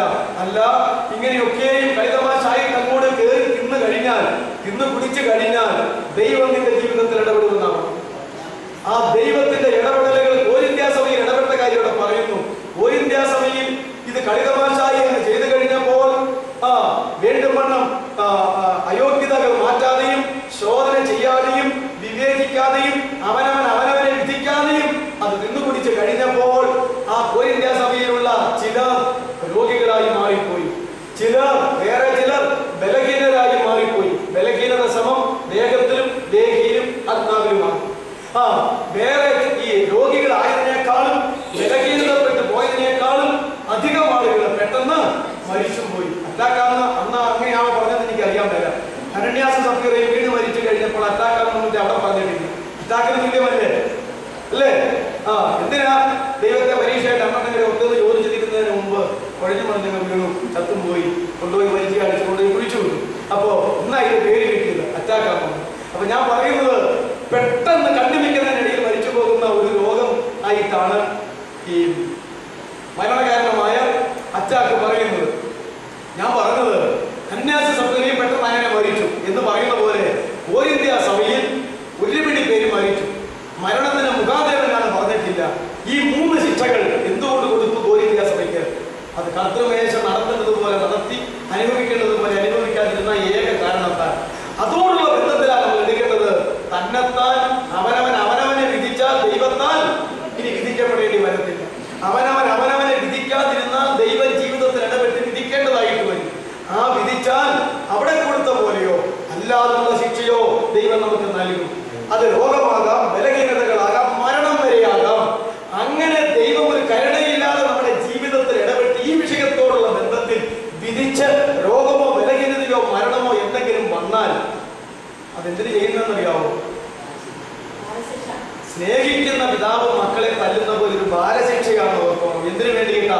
ലോകം നശിച്ചു പോകുന്നത് പോലെ ലോകത്തോടു കൂടെ നിങ്ങൾ നശിച്ചു പോകാതിരിക്കാൻ നിങ്ങൾ ചെയ്ത തെറ്റിന് തക്കവണ്ണം ബാലശിക്ഷകൾ തന്ന് നിങ്ങളെ ശരിപ്പെടുത്തിയെടുക്കാൻ ചെയ്തു. മരണം വരെയുള്ളതായ കാര്യങ്ങൾ ബാലശിക്ഷകൾ പറഞ്ഞു കഴിയുമ്പോൾ നമ്മൾ ഉൾക്കൊള്ളൂ. ബാലശിക്ഷാന്ന് വെച്ചിട്ടുള്ള ഈർക്കിൽ എടുത്ത് പിള്ളേരേക്ക് തല്ലുന്ന കാര്യം നമുക്ക് അറിയത്തുള്ളൂ. ദൈവം ഈർക്കിൽ എടുത്ത് തല്ലാൻ ഇരിക്കുവാണ്. ദൈവത്തിന്റെ ബാലശിക്ഷ എന്ന് പറഞ്ഞത് ഇതൊക്കെയാണ്. ദൈവത്തിന് മരണോ ജീവിതം ഇതല്ല വിഷയം. അതാണ് വിഷയം. ഒരാൾ 150 കൊല്ലം ഇവിടെ ജീവിച്ചിരിക്കണം, അവൻ ഭാഗ്യവാനാണ്. ഒരാൾ ജനിച്ചപ്പോൾ 10-ാം വയസ്സിൽ മരിച്ചുപോയി, അവൻ നിർഭാഗ്യവാൻ. അങ്ങനെ വല്ലതുണ്ടോ ദൈവത്തിന്? ഒന്നുമില്ല. എത്ര നാൾ ജീവിക്കുന്നു എന്നുള്ളതല്ല, മരിച്ചു മാറ്റപ്പെടുമ്പോൾ നമ്മുടെ ആത്മാവിന്റെ അവസ്ഥ എങ്ങനെയെന്ന്. അതാണ് നമ്മൾ പണ്ട് പഠിച്ചത്. ധനവാൻ എന്തെല്ലാം ഉണ്ടായിരുന്നു, മരിച്ചു മാറ്റപ്പെടുന്നത് പാതാളത്തിൽ അന്നും കിടക്കുന്നു, ഇന്നും കിടക്കുന്നു. ഒന്നുമില്ലാതിരുന്ന ലാസർ മരിച്ചു, അവൻ അബ്രാഹാമെ മടിയിൽ അന്നും ഇരിക്കുന്നു, ഇന്നും ഇരിക്കുന്നു.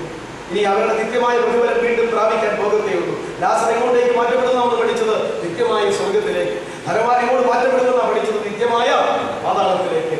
അതുകൊണ്ട് നമ്മുടെ വിഷയം കർത്തൃമേശയോടുള്ളതായിരിക്കുന്ന ബന്ധത്തിൽ, അപ്പം നുറുക്കശീലോടുള്ളതായിരിക്കുന്ന ബന്ധത്തിൽ രക്ഷിക്കപ്പെട്ട എല്ലാ ദൈവത്തിന്റെ മക്കളും, അത് അനുഭവിക്കാൻ പോകുന്ന എല്ലാ ദൈവത്തിന്റെ മക്കളും തന്നെ ശരിക്കും വിധിക്കേണ്ട ഒരു വിധി നമുക്കായി ദൈവം വെച്ചിരിക്കുന്നു. രക്ഷിക്കപ്പെട്ടവർക്കായി, കർത്തൃമേശകൾക്ക് അനുഭവിക്കുന്നവർക്കായി, അവരെ രക്ഷിക്കപ്പെട്ട അന്ന് മുതൽ മരിക്കുന്നിടം വരെ വെച്ചിരിക്കുന്നു എന്ന ഒരു ന്യായവിധി വചനത്തിലുണ്ട് എന്ന ഈ പറഞ്ഞതിന്റെ അർത്ഥം. അതാണ് രണ്ടാമത്തെ ന്യായവിധി. മൂന്നാമത്തെ ന്യായവിധിയും ദൈവസഭയുടെ ന്യായവിധി. മൂന്നാമത്തെ ന്യായവിധിയാണ് ദൈവസഭയുടെ ന്യായവിധി. 2000 കൊല്ലങ്ങൾക്ക് മുമ്പ് കർത്താവിന്റെ നമ്മുടെ പാപത്തെ വിധിച്ചു തീർത്തു. അവരിൽ വിശ്വസിക്കുന്നവരിനി ശിക്ഷാവിധി ഇല്ലാതെ പോകാനായിട്ട് ഇടയാക്കി. ദൈവമക്കൾ കർത്തൃമേശയോടുള്ള ബന്ധത്തിൽ വിധിക്കേണ്ട വിധി, അത് കഴിഞ്ഞാൽ ഇത് സംഭവിക്കാൻ പോകുന്ന വലിയ ന്യായവിധി, വലിയ ന്യായവിധികൾ. അതിലാദ്യത്തേതാണ് ദൈവമക്കളുടെ നമ്മളെ ഒരു ദിവസം മനുഷ്യ പോലെയും ആകാൻ സാധ്യതയുണ്ട്. അതുകൊണ്ട് താമസിക്കുന്നുവെങ്കിൽ ദൈവത്തിന്റെ ദീർഘക്ഷമയാണെന്ന് വിചാരിക്കണം. അത് എന്തിനു വേണ്ടി ദൈവത്തിന്റെ ദീർഘക്ഷമ? മാനസാന്തരപ്പെടാത്തവർ മാനസാന്തരപ്പെടുവാനും, മാനസാന്തരപ്പെട്ടവർ തന്നെ പോലെ രൂപാന്തരം പ്രാപിക്കുവാനും വേണ്ടി ദൈവം കൃപയാൽ തന്നിരിക്കുന്ന ഒരു കാലഘട്ടം. അതാണ് ദീർഘക്ഷമയുടെ കാലഘട്ടം. അത് അപ്രകാരമാണെന്ന് ഓർത്തുകൊണ്ട് ദൈവം ഇല്ലാതിട്ടല്ല, കർത്താവ് മറന്നുപോയിട്ടല്ല, പ്രവചനം തെറ്റിപ്പോകുമായിട്ടല്ല, വചനം സംഭവിക്കുക തന്നെ ചെയ്യുമെന്ന് അറിയേണ്ടതാണ്. അതുകൊണ്ട് ന്യായവിധി ദൈവഗൃഹത്തിൽ ആരംഭിക്കാൻ സമയമായി. അത് നമ്മിൽ തുടങ്ങിയാണ്. ഇനി നടക്കാൻ പോകുന്ന 5 ന്യായവിധികൾ ആദ്യം ദൈവമക്കളെ തുടങ്ങാം.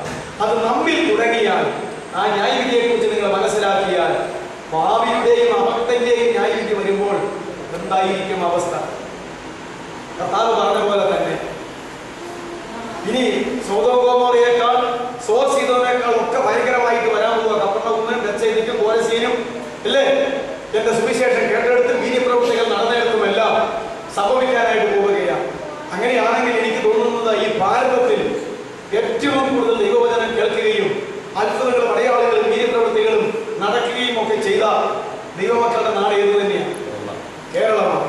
കേരളത്തിൽ വരാൻ പോകുന്നിടത്തോളം ചിച്ചാവധി മറ്റേ സ്റ്റേറ്റിൽ വരാൻ സാധ്യതയില്ല. ശരിയല്ലേ? ഈ ശരിയാന്ന് പറഞ്ഞാൽ സംഭവിക്കുമെന്ന് നിങ്ങൾ പേടിച്ചിട്ടാ. നമ്മളിവിടെ ശരിയെന്ന് പറഞ്ഞാലും സംഭവിക്കില്ല, ശരികേടെന്ന് പറഞ്ഞാലും സംഭവിക്കും. സംഭവിക്കേണ്ടതെല്ലാം വള്ളി പോയി തെറ്റാതെ ദൈവത്തിന്റെ കാലയളവിൽ സംഭവിച്ചിരിക്കും. അത് നമ്മിൽ തുടങ്ങിയാൽ ഈ ലോകത്തിലെ പാവിയുടെയും അകത്തിന്റെയും ഗതി എന്താകുമെന്ന് പത്രോസ് ഇതുപോലെ വിളിച്ചു ചോദിച്ചതാണ്. അത് കേട്ടപ്പോൾ ദൈവജനത്തിന് കാര്യം മനസ്സിലായി. അതുകൊണ്ട് കർത്താവിന്റെ വരവിന് താമസം ദീർഘക്ഷമ എന്ന് വിചാരിച്ച് പ്രപഞ്ച മോഹങ്ങളെ വർദ്ധിച്ചിട്ട് എത്ര ഭയത്തോടും ഭക്തിയോടും കൂടെ നിങ്ങൾ ജീവിക്കേണ്ടതാകുന്നു എന്ന് പറഞ്ഞ് അവരെ പ്രബോധിപ്പിക്കുക ചെയ്തത്. പ്രപഞ്ച മോഹങ്ങളെ വെടിയുക, ജീവിക്കാനുള്ള കാലഘട്ടം എത്ര ഭയത്തോടും പ്രിയരോടും കൂടെ ഈ പ്രവാസകാലം കഴിച്ചുകൂട്ടണമെന്ന് ഓർത്ത് ഭയത്തോടും പ്രിയരോടും കൂടെ ദൈവകൽപ്പന പ്രകാരം ജീവിക്കുക എന്ന് പറഞ്ഞ് പഠിപ്പിച്ചല്ലേ പോയത് 2 പത്രോസിന്റെ ലേഖനത്തിൽ. അതെ, അതുകൊണ്ട് മൂന്നാമത്തെ ന്യായവിധി ദൈവമക്കളുടെ ന്യായവിധിയാണ്. അതിന്റെ 2 വാക്യം എഴുതിക്കോ. 2 കൊരിന്ത്യർ 5:10. ഈ വാക്യം അതിന്റെ ആകും. 2 കൊരിന്ത്യർ 5:10, റോമർ 14:10. ഇനി അതെങ്ങനെ ചിന്തിക്കുമ്പോൾ വേറെ ഒരുപടി വാക്യം ചിന്തിക്കാം. നാലാമത്തെ ന്യായവിധി ഇസ്രായേലിന്റെ ന്യായവിധി. 2 വാക്യം എഴുതിയില്ലേ? സഭയുടെ ന്യായവിധിക്ക് റോമർ 14:10, 2 കൊരിന്ത്യർ 5:10. അടുത്ത ന്യായവിധി ഞാൻ അതിന്റെ ഓർഡർ അനുസരിച്ചാണ് പറഞ്ഞു പോകുന്നത്. പിന്നെ സംഭവിക്കാൻ പോകുന്ന ന്യായവിധി ഇസ്രായേൽക്കാരുടെ ന്യായവിധി, യഹൂദന്മാരുടെ ന്യായവിധി, എബ്രായന്മാരുടെ ന്യായവിധി, സകലീകരണത്തിന്റെയും വിധി.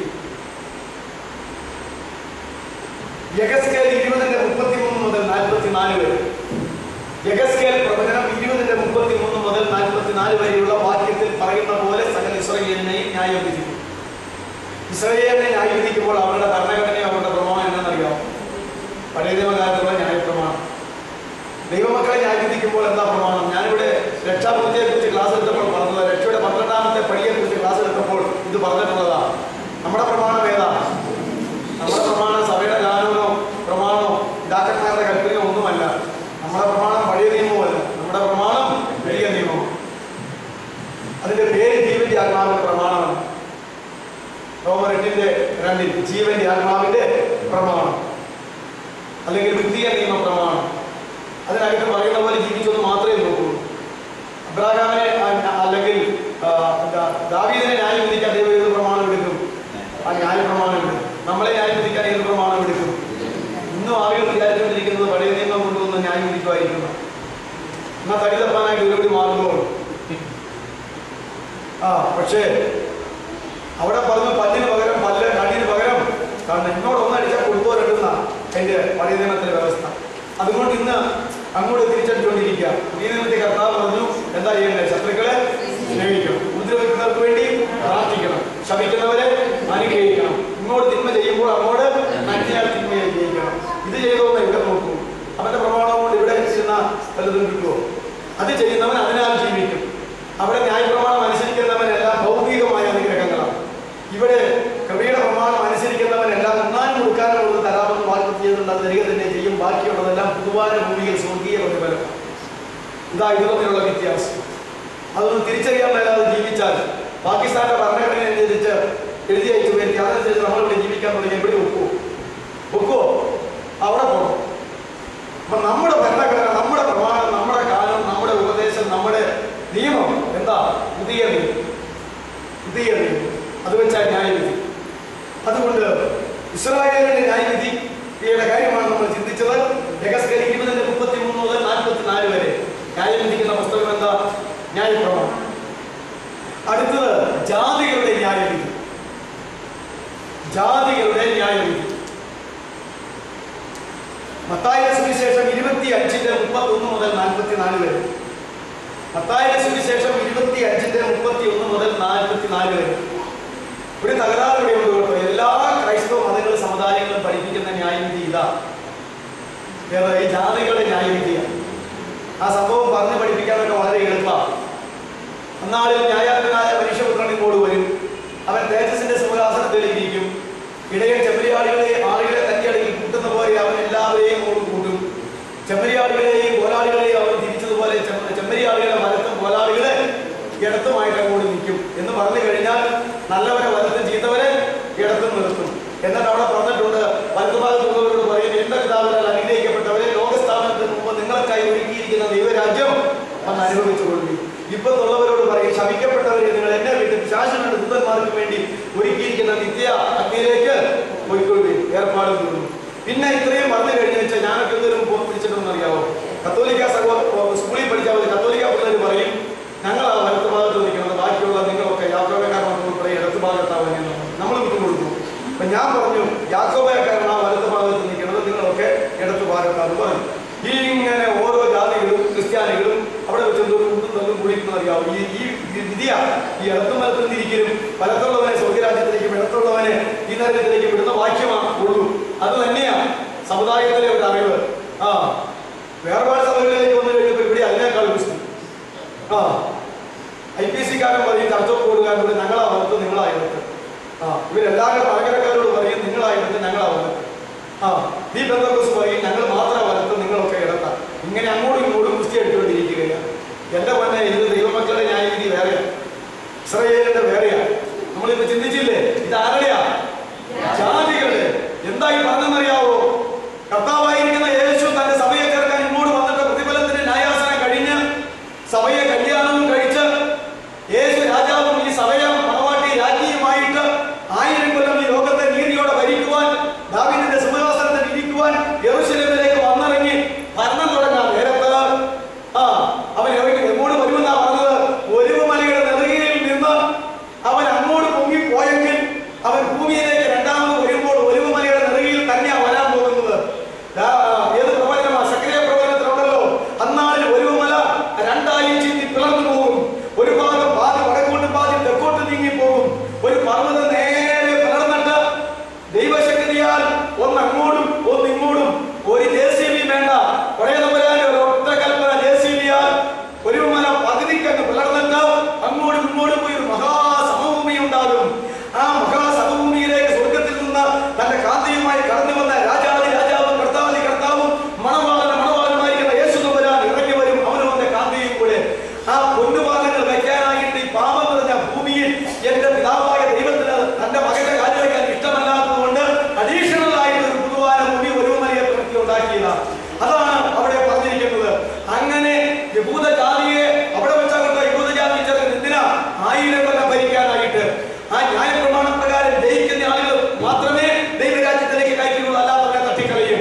എന്നിട്ട് പലസ്തീൻ നാടിന്റെ ചുറ്റുപാടിൽ കിടക്കുന്ന ജാതികള് വിളിച്ചു കൂട്ടിയിട്ട് അവരെയും വലത്തുമെടുത്തുമായിട്ട് തിരിക്കും. ആ ജാതികളിൽ വലത്തുഭാഗത്തുള്ളവരെയും യഹൂദന്മാരിൽ ന്യായപ്രമാണം അനുസരിച്ച് ജീവിക്കുന്നവരെയും കൂട്ടിയാണ് 1000 ആണ്ട് വാഴ്ച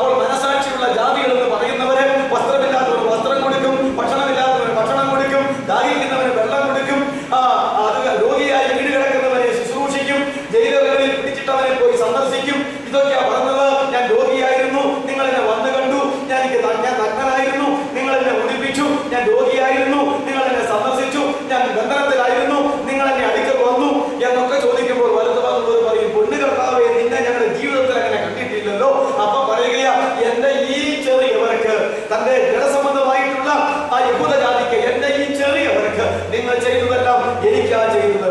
മറ്റവരോട് ചോദിച്ചു, ഞാൻ അങ്ങനെയായിരുന്നു ഇങ്ങനെയായിരുന്നു, നിങ്ങൾ എന്ത് ചെയ്തു? പറഞ്ഞു, ഞങ്ങളുടെ ജീവിതകാലത്ത് നഗ്നനായിട്ടോ വിശക്കുന്നവനായിട്ടോ ദാഹിക്കുന്നവനായിട്ടോ രോഗിയായിട്ടോ കണ്ടിട്ടില്ലല്ലോ. അപ്പോഴാ പറഞ്ഞത്, എന്റെ ഈ ചെറിയവർക്ക് ചെയ്യാതിരുന്നതല്ല എനിക്കാണ് ചെയ്യാതിരുന്നത്. അതുകൊണ്ട് ശപിക്കപ്പെട്ടവരെ നിങ്ങൾ ഇങ്ങോട്ടും, അതുകൊണ്ട് അനുഗ്രഹിക്കപ്പെട്ടവരെ നിങ്ങൾ അങ്ങോട്ടും മാറിക്കൂ. ഇതാകട്ടോ കാരണം. എന്നാൽ ഈ സംഭവം നടക്കുമ്പോൾ, ഈ ദൈവരാജ്യ ഭരണം, ഈ സഹസ്രാബ്ദ വാഴ്ച നടക്കുമ്പോൾ രാജാവ് കർത്താവായിരിക്കുന്ന യേശുവ, രാജ്ഞി ആരാ? ഇന്നിവിടെ മാനസാന്തരപ്പെട്ട് ജീവിക്കുന്ന നമ്മൾ അങ്ങോട്ട് പൊങ്ങിപ്പോയിട്ട് പ്രതിഫലത്തിന്റെ ന്യായാസനം കഴിഞ്ഞ് കുഞ്ഞാടിന്റെ കല്യാണവും കഴിഞ്ഞ് മണവാട്ടിയായി കാന്തയായി രാജ്ഞിയായി കൂടെ ഭരിക്കാനായിട്ട് വരികയാ. അത് നമ്മുടെ കാര്യമൊന്നും അല്ല മക്കളെ. അതുകൊണ്ട് ഈ ഒരു ന്യായവിധിയെ കുറിച്ച് ക്രൈസ്തവ മതങ്ങൾക്ക് ബോധമുള്ളൂ. ഈ ഒരു ന്യായവിധിയെ കുറിച്ച് ക്രൈസ്തവ സമുദായങ്ങൾക്ക് ബോധമുള്ളൂ. സത്യം എവിടെ കിടക്കുന്നു, ഇതുമായിട്ട് എന്തോ ഒരു ബന്ധം, ഇതൊന്നും വേറെ കാര്യങ്ങളാകുന്നു എന്ന് മനസ്സിലാക്കേണ്ടതാണ്. ക്രിസ്ത്യാനിയാണോ സുവിശേഷ പ്രകാരമുള്ള ക്രിസ്തുവിന്റെ ന്യായാസനത്തിലെ ന്യായവിധിയിൽ ജയിച്ചെങ്കിൽ മാത്രമേ അങ്ങോട്ട് കൂടെ പോകാൻ പറ്റത്തുള്ളൂ. അതുകൊണ്ട് ഇത് ജാതികളുടെ ന്യായവിധി. അടുത്തത് സകല ദുഷ്ടന്മാരുടെയും ന്യായവിധി, സകല പാപികളുടെയും ന്യായവിധി എന്ന് പറഞ്ഞാൽ എവിടെ തുടങ്ങും? സകല പാപികളുടെയും ന്യായവിധി തുടങ്ങുമ്പോൾ ആദ്യത്തെ മനുഷ്യൻ ആരായിരിക്കും? അറിയാമോ? സകല ദുഷ്ടന്മാരുടെയും അല്ലെങ്കിൽ സകല പാപികളുടെയും ന്യായവിധി തുടങ്ങുമ്പോൾ അതിൽ ആദ്യത്തെ പുള്ളി ആരായിരിക്കും? കായീൻ. ആദവും ഹവ്വായും കഴിഞ്ഞിട്ട് ആദ്യം ജനിച്ച ഒരു ദുഷ്ടനാണോ അവൻ? കായീൻ മുതലുള്ള പാപികളുടെയും ദുഷ്ടന്മാരുടെയും ഈ ന്യായവിധി നടക്കുമ്പോൾ ഭൂമിയിലെ അവസാന ദുഷ്ടനും പാപിയും ആരാണോ അവൻ വരെയുള്ള ആളുകളുടെ ന്യായവിധി. മരിച്ചുപോയവന്റെയും ജീവനോടിരിക്കുന്നവരെയും എല്ലാം ഉയർപ്പിച്ചു കൊണ്ടുവന്നിട്ട് പാപികളുടെ ന്യായവിധിയാ. ഇതെവിടെയാ പറഞ്ഞിരിക്കുന്നതെന്ന് അറിയാമോ? അതാണ് വെളിപ്പാട് പുസ്തകം 20-ാം അധ്യായം 11 മുതൽ 15 വരെ. വെളിപ്പാട് പുസ്തകം 20-ാം അധ്യായം 11 മുതൽ 15 വരെ. അതാണ് കേട്ടോ ദുഷ്ടന്മാരുടെയും പാപികളുടെയും ന്യായവിധി. അനന്തരം ഞാൻ വെള്ളസിംഹാസനം കണ്ടു. ന്യായാധിപനായിരിക്കുന്ന യേശു വെള്ളസിംഹാസനത്തിൽ ഇരുന്നു. മരിച്ചവർ തങ്ങളുടെ മരിച്ചവരെ ഏൽപ്പിച്ചു കൊടുത്തു. സമുദ്രം തന്നിലുള്ള മരിച്ചവരെ ഏൽപ്പിച്ചു കൊടുത്തു. പാതാളം തന്നിലുള്ള മരിച്ചവരെ ഏൽപ്പിച്ചു കൊടുത്തു. എല്ലാവർക്കും അവരവരുടെ പാപത്തിന് തക്കവണ്ണം ന്യായവിധി ഉണ്ടായി. ഈ പാപികളെ ന്യായവിധി സ്വർഗത്തിൽ വിടാനും നരകത്തിൽ വിടാനുമാണോ? അല്ല, പാപത്തിന്റെ ഏറ്റക്കുറച്ചിലനുസരിച്ച് ശിക്ഷ ഏറ്റക്കുറച്ചിലായിട്ട് കൊടുക്കാനാണ്. 10 കൊലപാതകം ചെയ്തവനും 1 കൊലപാതകം ചെയ്തവനും 1 ശിക്ഷ കൊടുത്താൽ മതിയോ? പോരാ. 10 മോഷണം നടത്തിയവനും അതുപോലെ തന്നെ 1 മോഷണം നടത്തിയവനും ഒറ്റ ശിക്ഷ കൊടുത്താൽ മതിയോ? പാപികളുടെ ന്യായവിധി എന്ന് പറയുന്നത് ദൈവമക്കളെ ന്യായവിധി പ്രതിഫലം കൊടുക്കാനാണ്, ജീവിതവും ശുശ്രൂഷയും ഒക്കെ അനുസരിച്ച് കേട്ടോ. എന്ന് പറയുന്നത് പാപികളുടെ ന്യായവിധി നരകത്തിലേക്ക് വിടുമ്പോൾ ഓരോരുത്തരും അവനവന്റെ പാപത്തിന് തക്കവണ്ണം ഏറ്റക്കുറച്ചിലോട് കൂടെ ഉചിതമായ ശിക്ഷ കൊടുക്കാൻ വേണ്ടി കേട്ടാ. നിനക്കിന്ന ശിക്ഷ എന്ന് പറയാൻ വേണ്ടി കേട്ടാ. അതാണ് അതിന്റെ രസം. അതുകൊണ്ട് ആ ഫിലിപ്പിയ ലേഖനത്തിൽ പറഞ്ഞത് അങ്ങനെ എല്ലാ നാമത്തിനും മേലായ നാമം അവന് കൊടുത്തു. ആർക്ക്? ദൈവരൂപത്തിൽ ഇരിക്കുക, ദൈവത്തോടുള്ള സദൃശം മുറുകെ പിടിച്ച് കൊല്ലണമെന്ന് വിചാരിക്കാതെ ദാസരൂപം എടുത്ത് വേഷത്തിൽ മനുഷ്യനായി തന്നെത്താൻ ആഴ്ത്തി ക്രൂശിലെ മരണത്തോളം അനുസരണമുള്ളവനായി തന്നെത്താൻ ഒഴിച്ചു കളഞ്ഞിട്ട് ആ യേശുവിനെ പിതാവായ ദൈവം ഉയർത്തി എല്ലാത്തിനും മേലായ നാമം കൊടുത്തു. അങ്ങനെ അവന്റെ നാമത്തെങ്കിൽ ആരെല്ലാം മുട്ടുമടക്കാൻ പോവാ? സ്വർലോകം മുഴുവൻ യേശുവിന്റെ നാമത്തിൽ മുട്ടുകളെ മടക്കും. ഭൂലോകം മുഴുവൻ യേശുവിന്റെ നാമത്തിൽ മുട്ടുകളെ മടക്കും. അതോ ലോകം മുഴുവൻ യേശുവിന്റെ നാമത്തിൽ മുടങ്ങാൻ മടക്കും. ഈ പാപികളെല്ലാം വന്നിട്ട് യേശുവിന്റെ നാമത്തിൽ നീയാണ് ദൈവം, നീയാണ് ദൈവപുത്രൻ, നീയാണ് പാപികളുടെ രക്ഷകൻ, എന്റെ ചാൻസ് നഷ്ടപ്പെട്ടു പോയി, നീ തന്നെ എന്ന് പറഞ്ഞ് മുട്ടുകുത്തി കിടന്ന കാലെ കെട്ടിപ്പിടിച്ച് കരഞ്ഞിട്ട് ഏറ്റ് നിൽക്കുമ്പോൾ ഭാവി നിന്റെ ശിക്ഷ ഇന്നത എന്ന് പറഞ്ഞുകൊണ്ട് കർത്താവിനെ സെല്യൂട്ട്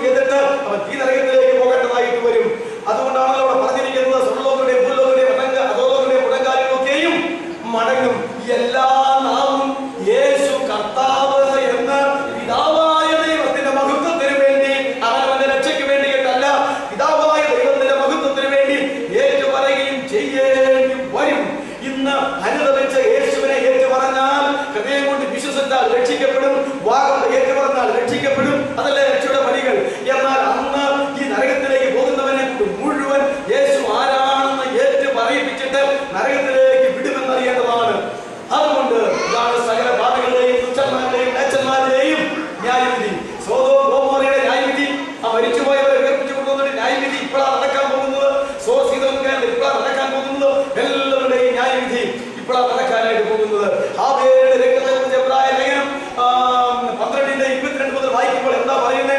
ഹാബേലിന്റെ രക്തത്തെക്കാൾ ഗുണകരമായി സംസാരിക്കുന്ന പുണ്യായ രക്തത്തിന് അടുക്കലത്ര നിങ്ങൾ വന്നിരിക്കുന്നത്. ആദ്യത്തെ കൊലപാതകനായിരിക്കുന്ന കായീൻ തന്റെ അനുജനെ, പാപമില്ലാത്തവനെ കൊലപ്പെടുത്തിയല്ലോ. എന്നിട്ട് ഹാബേലിന്റെ രക്തം അന്ന് മുതൽ 6000 കൊല്ലക്കാലമായി അവന്റെ രക്തം എവിടെ വീണോ അവിടെ നിന്ന് ഇന്ന് നിലവിളിച്ചുകൊണ്ടിരിക്കുകയാ. എന്തിനു വേണ്ടി? പ്രതികാരത്തിന് വേണ്ടി.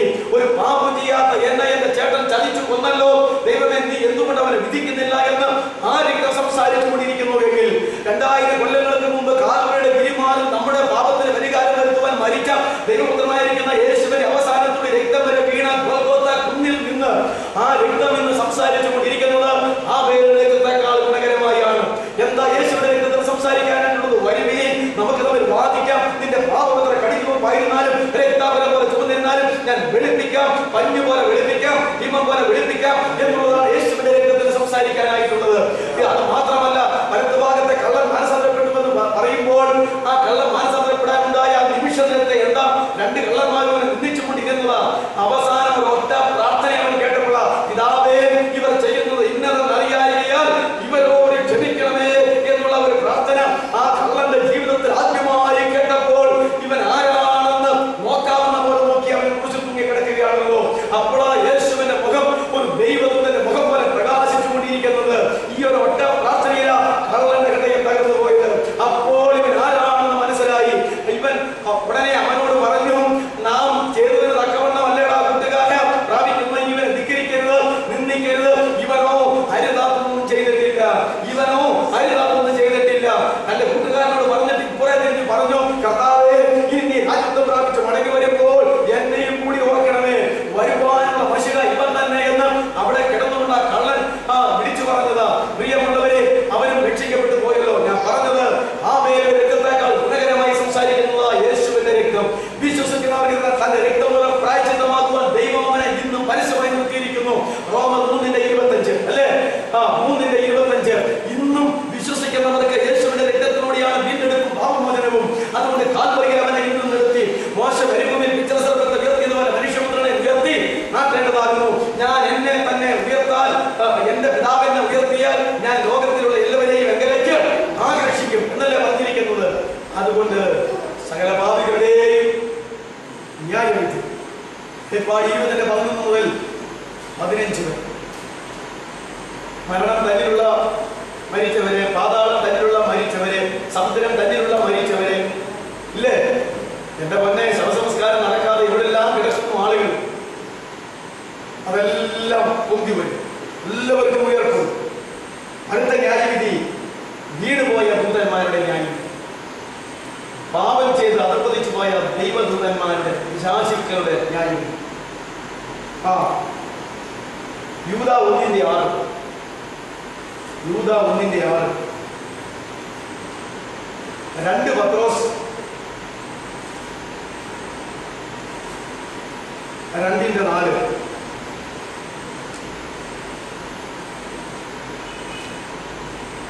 വീണുപോയ ദൂതന്മാരുടെ ന്യായം. ഈ ലൂസിഫറിൽ കൂട്ടരുണ്ടല്ലോ, പിന്നെ ഒരുപിടി ദൂതന്മാരുണ്ടല്ലോ.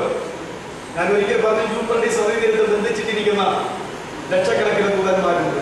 അഗാധ ഭൂമി തുറന്നപ്പോൾ പുറത്തു വന്ന സാത്താൻ ഉൾപ്പെടെയുണ്ട്. അവരെയൊക്കെ അഴിച്ചുവിടാതെ ബന്ധിച്ചു വെച്ചിരിക്കുകയാണ്. പിന്നെ ഈ വാഴ്ചകൾ, അധികാരങ്ങൾ, അന്ധകാരത്തിൽ ലോകാധിപതികൾ, സ്വർലോകത്തിൽ ദുഷ്ടാത്മ സേനകൾ എന്ന് പറയുന്ന ഏറ്റവും കനം കുറഞ്ഞ, ഗൗരവം കുറഞ്ഞ കുറെ എണ്ണത്തിനെ ഇവിടെ അഴിച്ചുവിട്ടിരിക്കുന്നത് പ്രവർത്തിക്കാൻ തക്കവണ്ണം. അത് കാണുമ്പോഴാണ് നാം എല്ലാവരും ഓരപ്പാമ്പ് കാണുന്ന പോലെ പേടിക്കുന്നു. ഗൗരവമുള്ളവന്മാരെയൊക്കെ അവിടെ അടച്ചു വെച്ചിരിക്കുകയാണ്. അന്തിക്രൈസ്തവന്റെ കാലത്ത് മാനസാന്തരമില്ലാത്ത ജനത്തെ ഉപദ്രവിക്കുവാൻ ദൈവം അത് തുറന്നു വിടുക തന്നെ ചെയ്യും. അതുകൊണ്ട് ഇപ്പൊ 7 ന്യായവിധിയായില്ലേ? സമയം പോയി നമുക്ക് നിർത്താം. 7 ന്യായവിധിയായില്ലേ? ഇങ്ങനെ 7 ന്യായവിധിയാ ബൈബിളിലുണ്ട്. ഇതില് നാം അറിയേണ്ട ന്യായവിധി എല്ലാം പഠിക്കുന്നത് നല്ലതാണ്. എന്നാൽ നമ്മളെ ബാധിക്കുന്ന ന്യായവിധി ഏതാ?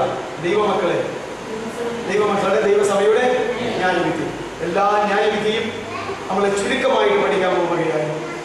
ഇന്ന് നമുക്ക് അവസാനിപ്പിക്കാം. ഇനി ഈ ന്യായവിധിയുടെ പൊതുവായിട്ടുള്ള ക്രമീകരണങ്ങൾ, പടികൾ ഉണ്ട്.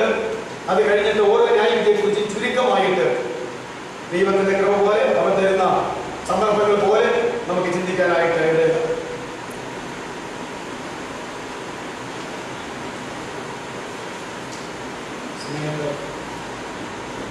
എത്ര കഴിഞ്ഞില്ല?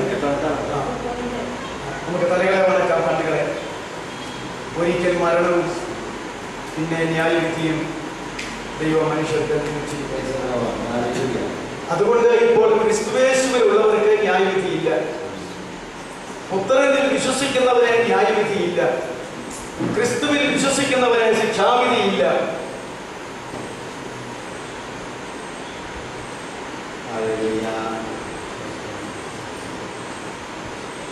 ദൈവം വച്ചിരിക്കുന്ന 7 ന്യായവിധികൾ,